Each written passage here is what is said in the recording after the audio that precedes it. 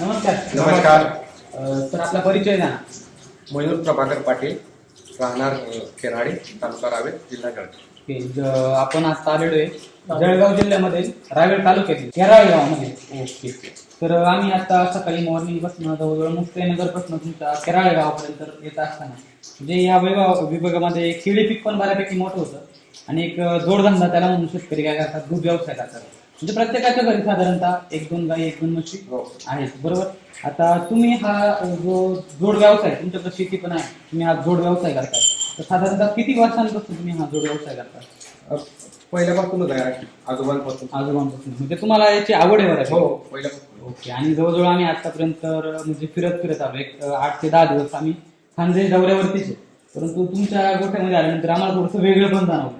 तर नक्की असं काय रहस्य काय?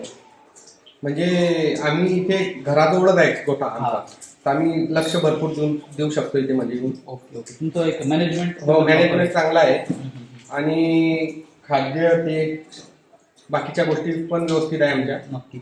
म्हणजे आम्ही ढेप वगैरे जास्त खाऊ घालत नाही. म्हणजे गहू आपले गहू वगैरे हे दाढी करून पण खाऊ घालत. नक्कीच. म्हणजे आता तुमच्या या गोठ्यापासून जे दूध व्यावसायिक आहे त्यांनी खूप छोट्या छोट्या गोष्टी आहेत ते शिकण्यासारखे आहेत. तुम्ही नक्की व्यवस्थापन कसं करता यांचं? व्यवस्थापन म्हणजे तुमच्याकडे किती जनावर आहेत? आता इथे आहेत 3 गाई मोठे दूध देणार आहे. बाकीच्या बाहेर. म्हणजे टोटल किती सगळं? टोटल 12 गाई आहेत. 12 गाई. तर यांचं व्यवस्थापन तुम्ही कशा पद्धतीने करताय? व्यवस्थापन म्हणजे आम्ही एकच टाइम चारा खाऊ घालतो आणि कोरडा चारा खाऊ घालतो. ओके. आणि त्याच्यानंतर मग तुम्ही हळूहळू मिल चार्जरच्या सोबत जोडले. तर तो प्रवास कसा होता? म्हणजे पूर्वी तुम्ही तुमच्या दूध व्यवसाय करत होते, परंतु आता मिल्क चार्जरचा व्यवसाय म्हणजे मिल्क चार्जर जेव्हापासून चालू केले तेव्हापासून तुम्हाला वेगळेपण किंवा मग युट्यूबवरती व्हिडिओ बघितले. ओके. त्याच्यानंतर एकदा यूज करून बघितले दादांनी. यांच्याकडनं मी यूज केलं तर ते दुधात पण फरक आहे. सगळ्या गोष्टी क्वालिटी, चमक, सगळ्या गोष्टीमध्ये फरक. काय फरक जाणवला? आणखी विशेष चमक चांगली आहे.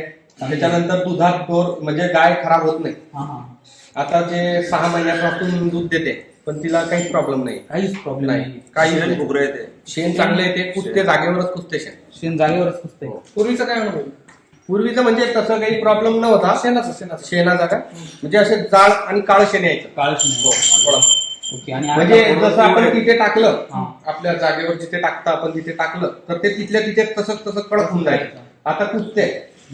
आता तुमचं इथंच घर आहे, त्याच्यानंतर तुमचं इथंच गोठा आहे, परंतु जर घराच्या जर उभं राहिलं सेट नाही, वास नाही, सफाई जास्त आहे आणि गरज पण पडत नाही. जर 2 दिवस जर आम्ही नाही पण शेण उचललं मागे लावून ठेवलं तरी पण तरी पण प्रॉब्लेम येत नाही, वास पण नाही. त्या शेणापासून तुम्हाला काहीच त्रास काही नाही. गोमूत्रापासून पण नाही. गोमूत्रापासून पण नाही. ओके. गाई कोणते? सहीवाल. ओके. आता जर यांचं जर एक अभ्यास केला तर किती वर्षांचे आहे? किती त्याला आता हे 6व्या वेताला. ही 6व्या वेताला. ही हे 4थ्या. आणि हे पहिल्या. आता ह्या 3 वरती मिरच्याचा वापर चालू आहे कंटिन्यू. किती महिन्यापासून चालू आहे? आता 7-8 महिने झाले. तुम्ही साधारणतः सांगत होते की 3 ते 4 किलो तुम्ही म्हणजे 4 बकेट तुम्ही दिले मिल्क. 4 बकेट दिले. 4 म्हणजे एक 20-25 किलो पर्यंत तुम्ही देताय. एक टाइम देतो, दोघं टाइम देतो आम्ही 50 म्हणजे दिवसाला 100 ग्राम. 100 ग्राम. ओके. तर म्हणजे आणखी तुम्हाला दुधामध्ये काय काय विशेष बदल झाला? दुधात म्हणजे साय जाळ येते.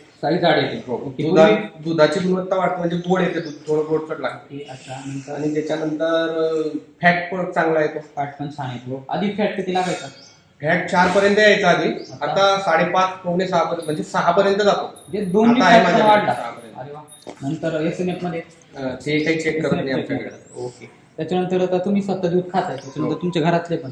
तर त्याच्या चवीमध्ये तुम्हाला काय विशेष बदल जाणवले? दुधाच्या दूध म्हणजे गाढ येते, दूध गोडपणा येतो. गोडपणा पण येतो. तुम्ही एक रतिबाचा अनुभव सांगत होते, म्हणजे तुम्ही ज्यांना दूध देताय ज्यांना देतोय त्यांना म्हणजे ते त्यांच्या घरात जे लहान मुलं आहेत ते दूधच पित नाही. आमच्याकडचं दूध नाही गेलं ते लगेच ओळखून घेतात की हे दूध वास येते. आपल्या दुधाचा वास येत नाही, वास नाही, बिलकुल येत नाही. आणि ते दूध डेअरीवर दूध घ्यायचे तर ते लहान मुलं दूध पित नाही, पितच नाही ना. त्यांचा अनुभव काय होता? तुम्ही सांगत होते की 2 महिने जर गॅप पडला गाईंना तर ते दूधच पित राहतात, दूध पित नाही, बंद करून टाकतात डायरेक्ट. आमचा भाचाच आहे गावात आहे, तो तर घेतच नाही, म्हणजे बाहेरचं ते घेतच नाही. आमच्या इथूनच उकळाय त्यांना मिल्क चार्जरचं दूध लागतं. वास येतो ना, सेंट येतो दुधाचा. सेंट येतो.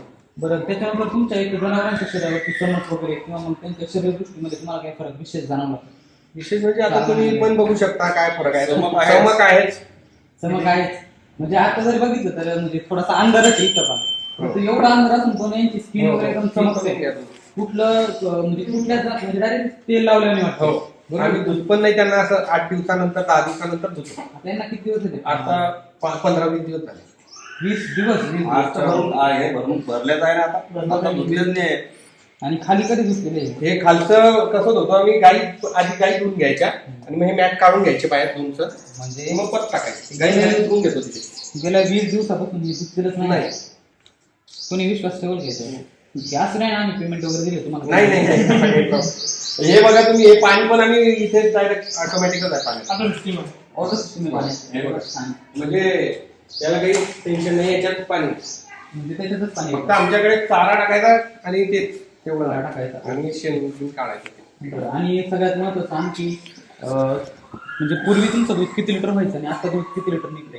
म्हणजे सगळ्या जर ओव्हरऑल गोठ्याचा विचार केला तर गोठ्याला म्हणजे आमचं 10-12-15 लिटर पर्यंत 2 गाईंचं दूध कंटिन्यू चालू असते. म्हणजे 3 गाईच नाही 3 आहेत ना, मग एक प्रेग्नेंट असते आणि 2 दूध चालू असते. म्हणजे मिल्क चार्जर ज्यावेळेस चालू नको त्यावेळेस किती लिटर दूध निघायचं आधी?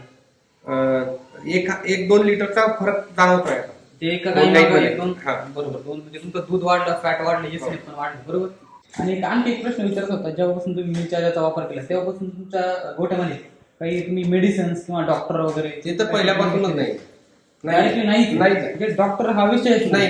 फक्त सिमन भरण्यासाठी डॉक्टर इथे येतो. तेवढं चेक करण्यासाठी येतो आणि एक सिमन बघण्यात. आणि बाकी तुमच्या आसपासचे जे शेतकरी मित्र असतील, इतर जे खानदेशी भागातील शेतकरी मित्र आहे किंवा त्यांचा दूध व्यवसाय आहे, त्यांच्यासाठी तुम्ही काय मोलाचा सल्ला देऊ इच्छिता? म्हणजे आता जसं आम्ही एक गायींचं हे करतोय, आता आमची पण शेतीच आहे. आम्ही शेती धरूनच हे काम करतोय. आमचं जे शेणखत आहे ते आहे, गोमूत्र आहे ते आहे आमच्याजवळ टाकी बनवलेली. नक्कीच तेच त्याच्यावरतीच चालू आहे. नक्कीच.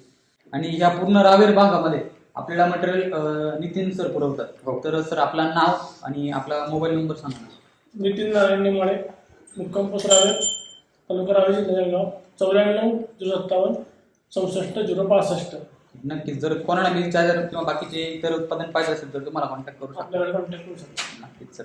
त्यामुळे तुम्हाला शेती वाचवायची असेल, गोमाता वाचवायची असेल तर मिल्क चार्जरचा वापर अवश्य करा. तुमची शेती यशस्वी करा आणि आपला जो दूध व्यवसाय तो पण लखपती करा. ठीक आहे.